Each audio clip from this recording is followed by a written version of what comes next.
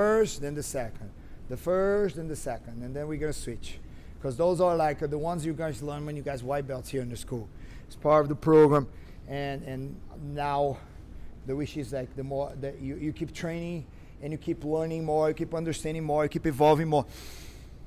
Always keep in your mind that the journey is long. And you never will be at some point that you're like, oh, now I don't need anything else from Jiu-Jitsu. It's literally the opposite. The more you know, I know it sounds so cliche, right? The more you know, the less you know. It's like, but honestly, the more you start to understand Jiu-Jitsu, the more you're like, damn. And then somebody comes with something new and something different, and you're like, whoa. So then the choice is yours, or what kind of black belt you want to be, right? Because it's easy to hunt the belt, to hunt results. I'm not kidding. I'm like straight up. It's easy to hunt. Like if you successfully gonna achieve things, that's another question. But you can even like win tournaments and become a black belt. But what kind of black belt you gonna be? Because when you reach that point, so what do you want? So that's why like we don't learn armbar one time. We don't learn the escape from the side control one time. We need to consistently be progressively reviewing the techniques and learning even more, because one technique, you always reveal something more for yourself.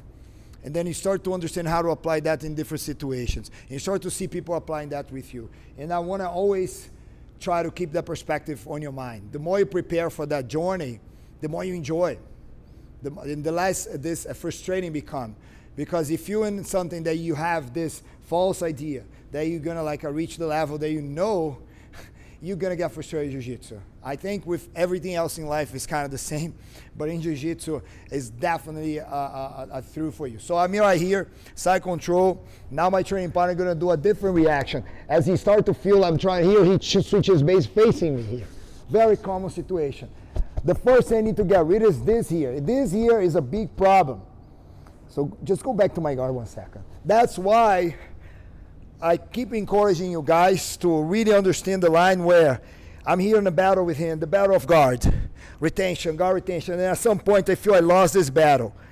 I need to prevent things to get worse. I'm gonna allow him to guard past me, but I'm already blocking the cross face. Look how hard it is to him to even achieve that point. But for you guys to understand how to utilize that, we're gonna like use that situation here as, okay, this is how the leverage works.